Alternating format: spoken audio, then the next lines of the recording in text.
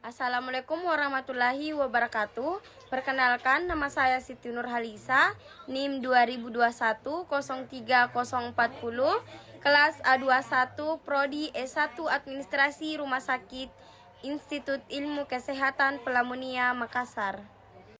Review jurnal mengenai UAS evaluasi kinerja rumah sakit, dosen pengampu Sriani Windarti SKM MKes. Judul yang saya ambil yaitu Analisis Performance, Measurement Using Balance Scorecard, Method at Persahabatan Hospital tahun 2023, penulis Muhammad Firmansyah dengan Dewi Susilowati. Rumah Sakit Persahabatan merupakan rumah sakit tipe A milik pemerintah dan merupakan rumah sakit pusat rujukan pernapasan nasional. Rumah Sakit Persahabatan merupakan rumah sakit yang selalu memberikan pelayanan terbaik bagi pasiennya. Menurut Kaplan dan Norton tahun 2001 mendefinisikan bahwa balance scorecard yaitu sebagai suatu sistem manajemen untuk mengelola implementasi strategi, mengukur kinerja secara keseluruhan, mengkomunikasikan visi, strategi dan tujuan kepada para pemangku kepentingan. Kata berimbang dalam balance scorecard yaitu mengacu pada konsep keseimbangan antara berbagai perspektif, jangka waktu pendek dan panjang, dan lingkup perhatian internal dan eksternal. Adapun tujuan dari penelitian yaitu untuk mengukur kinerja Rumah Sakit Persahabatan dengan menggunakan metode balance scorecard. Metode yang digunakan yaitu metode kualitatif. Objek penelitian ini adalah Rumah Sakit Persahabatan yang berlokasi di Rawamangun, Jawa Timur. Waktu penelitian dilakukan pada bulan Maret tahun 2022. Rumah sakit ini merupakan salah satu perusahaan jasa yang terus melakukan upaya efisien dan efektif dalam meningkatkan kinerja rumah sakit.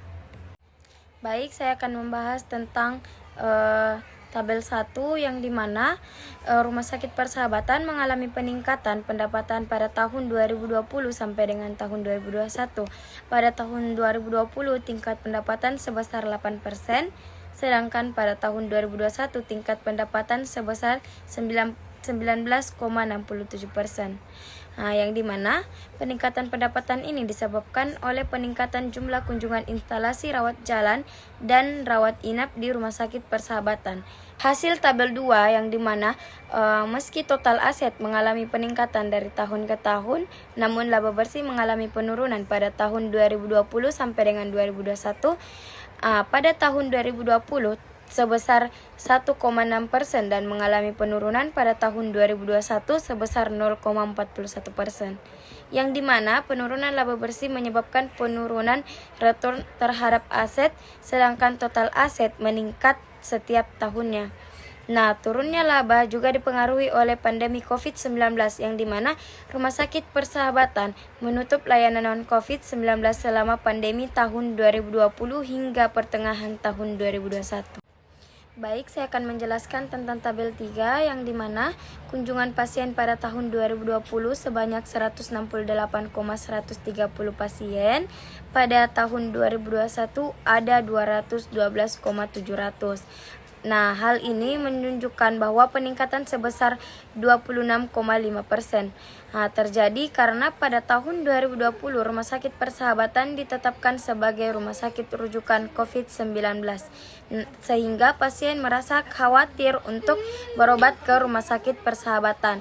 Pada tahun 2021 Rumah Sakit Persahabatan membuka kembali layanan kesehatan non-COVID dan kunjungan pasien meningkat karena adaptasi kebiasaan baru di masa pandemi COVID-19 dengan penerapan protokol kesehatan yang ketat.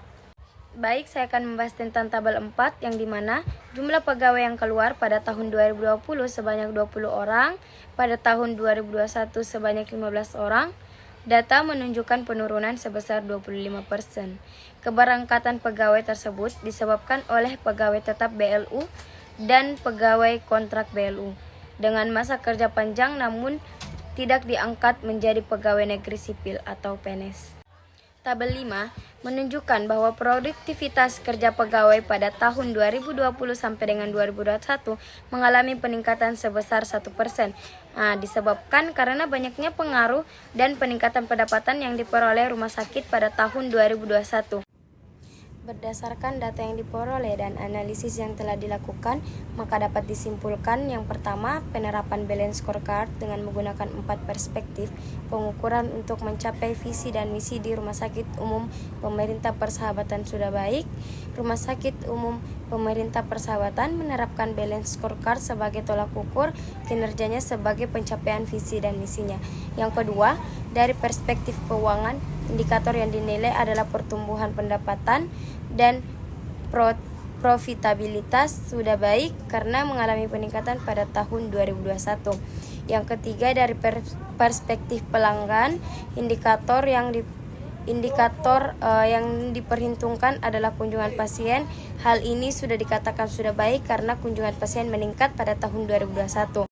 Yang keempat, perspektif proses bisnis internal, yang dimana indikator yang sudah dikatakan baik karena sudah sesuai dengan visi dan misi Rumah Sakit Umum Pemerintah Persahabatan untuk menjadi rumah sakit bertaraf internasional dengan respirasi yang unggul.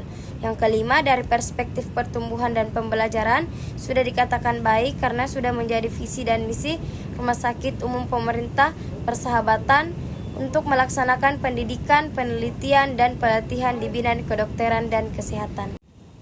Sarannya yaitu, sebaiknya rumah sakit menggunakan metode balance scorecard dalam mengukur kinerjanya karena merupakan pengukuran yang seimbang dan koheren yang dapat mengevaluasi kinerjanya untuk mencapai visi dan misinya. Dari segi finansial, rumah sakit harus mengembangkan inovasi terbaru agar semakin banyak pasien yang berkunjung ke rumah sakit, yang berdampak pada peningkatan pendapatan dan laba yang dihasilkan setiap tahunnya. Peningkatan sarana dan prasarana demi kenyamanan pasien dalam menjalankan pelayanan kesehatan perlu dilakukan secara terus-menerus. Terima kasih, lebih dan kurangnya mohon dimaafkan. Wabillahi taufiq wal hidayah. Wassalamualaikum warahmatullahi wabarakatuh.